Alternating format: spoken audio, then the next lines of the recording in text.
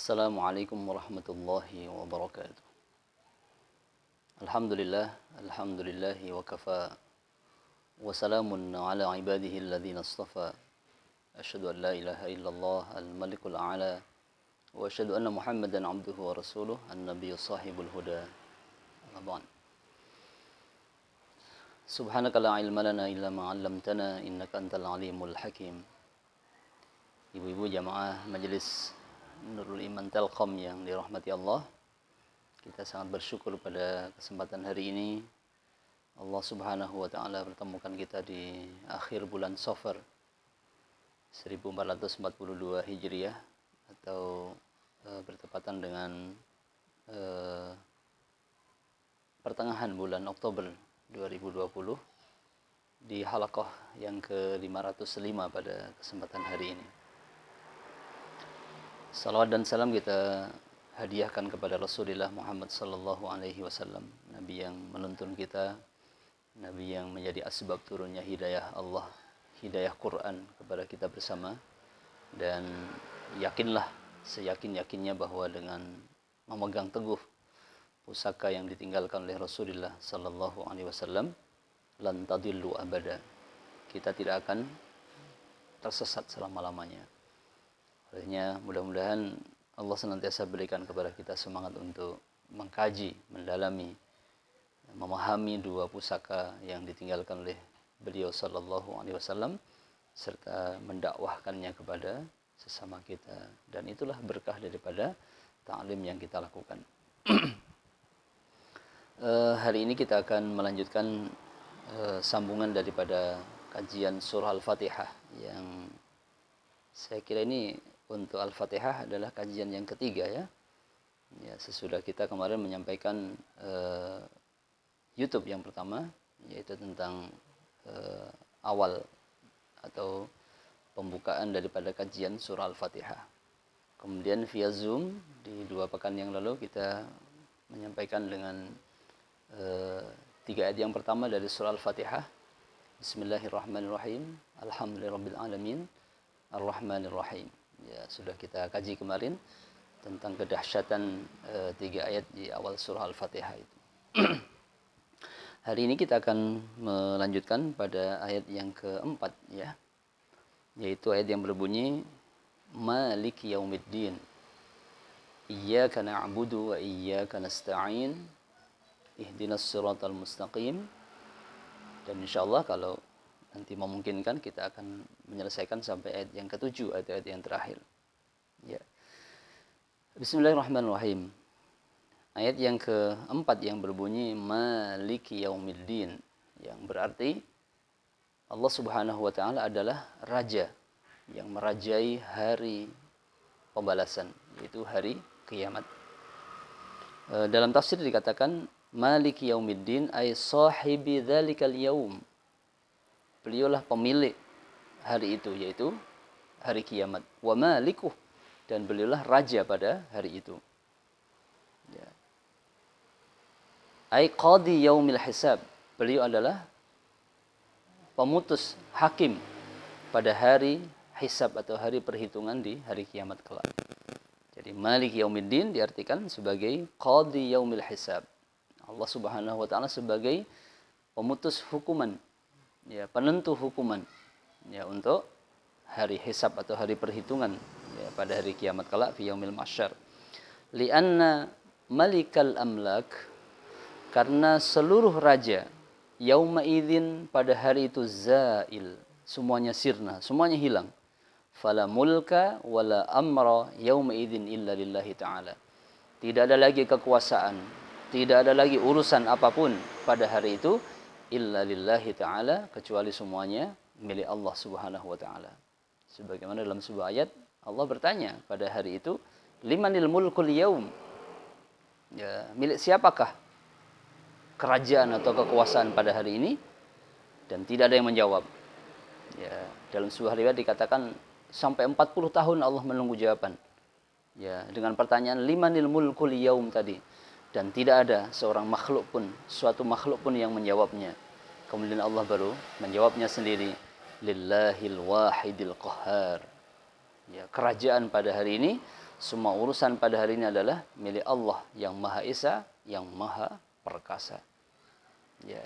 Sehingga Allah menyebut nama beliau dengan Maliki Yaumiddin. Ya, yang merajai hari kiamat, hari pembalasan. Al-mulku fid dunya 'alal majaz. Sesungguhnya kekuasaan di dunia ini hanyalah sekedar hiasan saja. La 'alal haqiqah, bukan kepada sesungguhnya. Jadi kalau ada orang menjadi raja, ada penguasa di dunia ini hanyalah sekedar simbol-simbol, ya, kamuflase belaka saja. Ya. Bukan pada hakikatnya dia menjadi seorang raja atau penguasa di muka bumi ini. Ya. Sehingga raja yang hakiki sesungguhnya adalah Allah Subhanahu wa taala, yaitu Maliki Yaumiddin.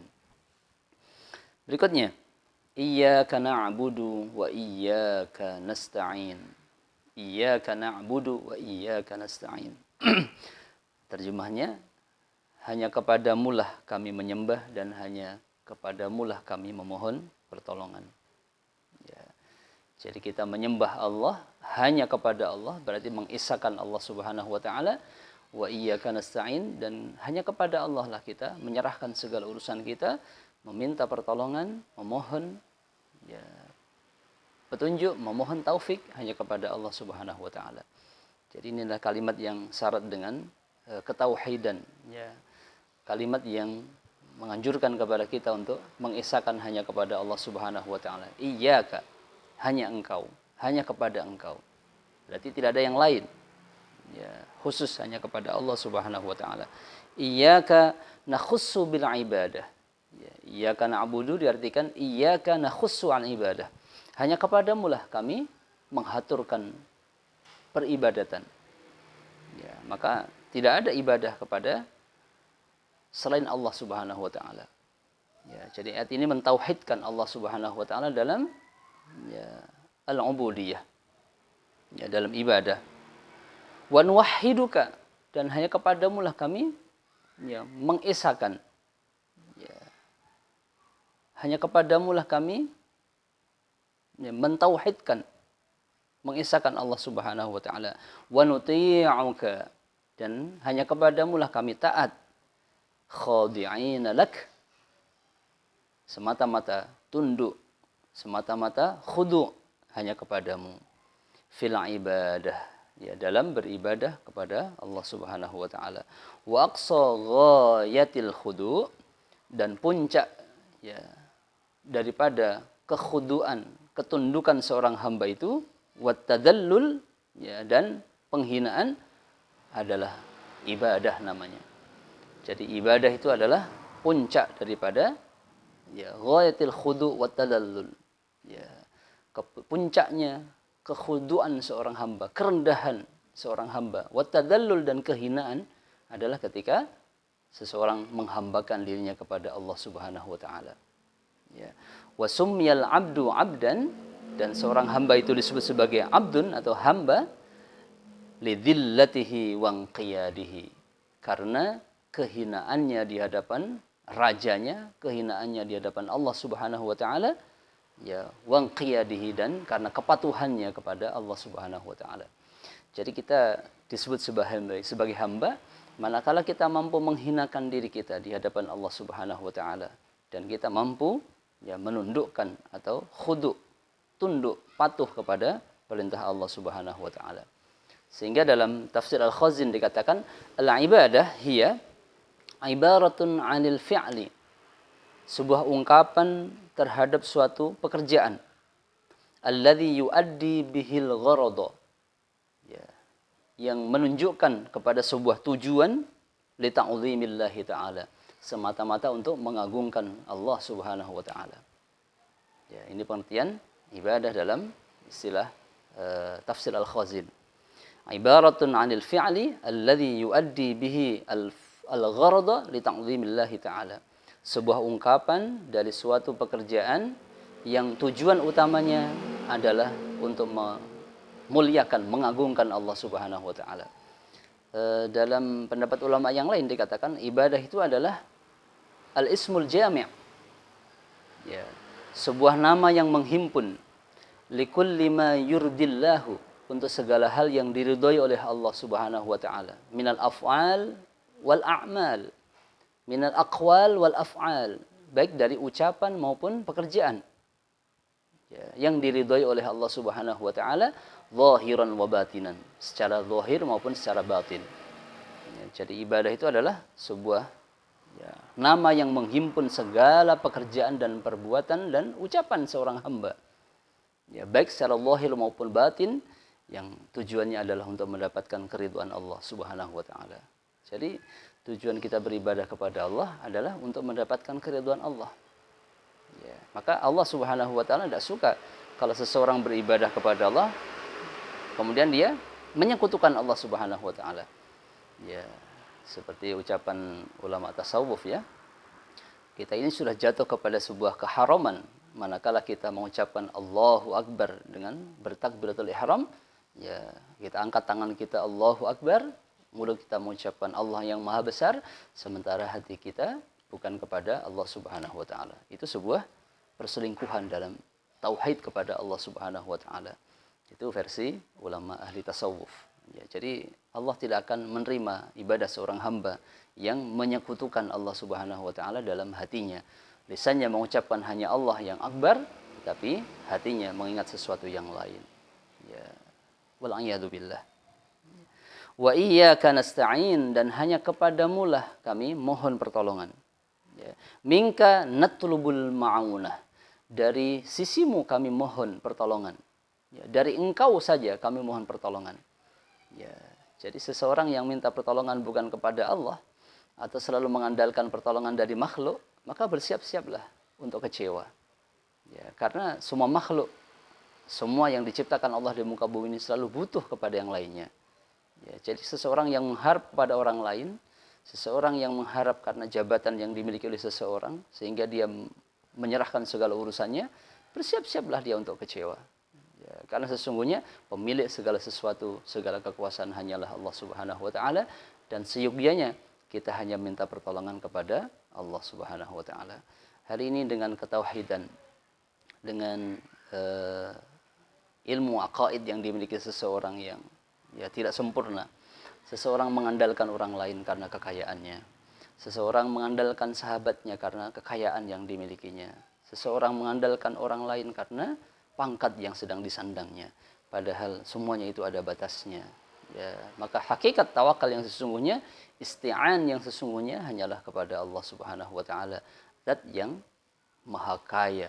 Ya, wallahul ghaniyyu wa antumul fuqara. Allah yang maha kaya dan kalian adalah orang-orang yang fakir semuanya. Fakir artinya adalah orang yang butuh kepada yang lainnya, butuh kepada Allah Subhanahu wa taala.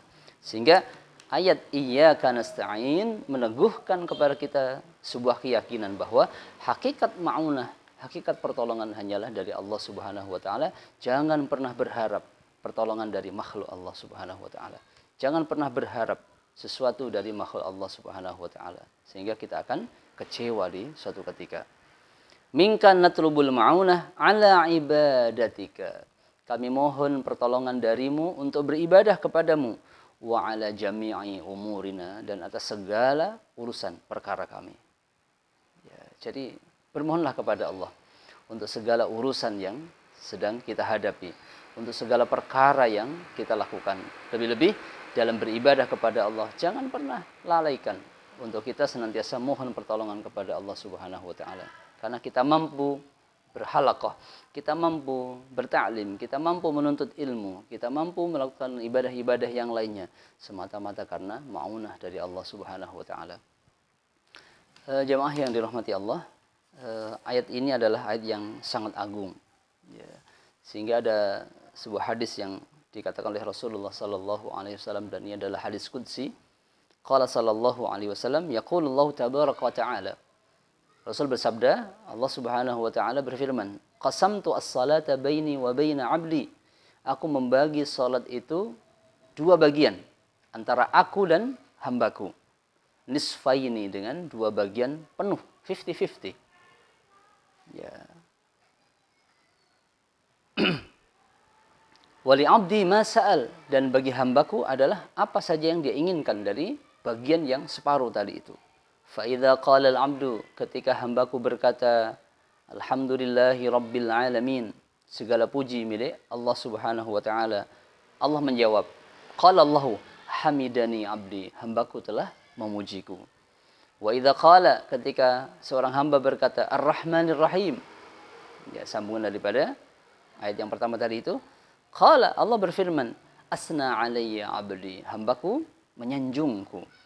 Wa idza qala, dan ketika seorang hamba berkata maliki yaumiddin, ya Allah lah raja pada hari kiamat kelak, qala, Allah juga menjawab, majadani 'abdi wa raja, hambaku telah mengagungkan aku dan berharap kepadaku. Wa fawwada ilayya 'abdi, ya di riwayat yang lain dikatakan Allah berfirman, fawwada ilayya 'abdi, hambaku telah menyerahkan urusannya kepadaku. Wa idza qala, dan tatkala seorang hamba berkata iyyaka na'budu wa iyyaka nasta'in, hanya kepadamulah kami beribadah dan hanya kepadamulah kami memohon pertolongan, Allah berfirman, hadza baini wa baina 'abdi, inilah urusan antara aku dan hambaku. Inilah yang aku bagi antara aku dan antara hambaku. Wa li 'abdi ma sa'al, dan bagi hambaku apa yang dia inginkan. Ya, ini ayat yang terpenting. Ya, sebagian mengatakan ini adalah inti daripada surah Al-Fatihah, sehingga ketika orang membaca iyyaka na'budu wa iyyaka nasta'in, hendaknya dia lebih takhasyu', lebih tadarru' di dalam membacanya. Ya. Nanti kita sambung pada ayat yang berikutnya insyaallah. Ya. Jadi kesimpulannya, ibu-ibu yang dirahmati Allah Subhanahu wa taala, ketika seorang membaca Maliki Yaumiddin, harus diyakini dalam hati bahwa pemilik segala kerajaan yang hakiki hanyalah Allah Subhanahu wa taala di dunia sampai akhirat. Kemudian ketika kita membaca iyyaka na'budu wa iyyaka nasta'in, hanya kepadamulah kami beribadah dan hanya kepadamulah kami mohon pertolongan, harus ada keyakinan dalam hati bahwa ibadah ini diperuntukkan hanya kepada Allah. Tidak boleh seseorang beribadah atas nama makhluk, atas nama yang lainnya. Ya, sehingga ada istilah-istilah dalam ibadah itu, ada namanya riya. Ketika orang pamer dalam ibadahnya, ingin dilihat oleh orang lain. Ada istilah sum'ah, dia pengen didengar, ya, pengen masyhur di tengah-tengah masyarakat. Ya, dia ujub. Ujub itu kagum pada dirinya sendiri. Ini adalah ibadah-ibadah yang tidak mentauhidkan Allah Subhanahu wa taala.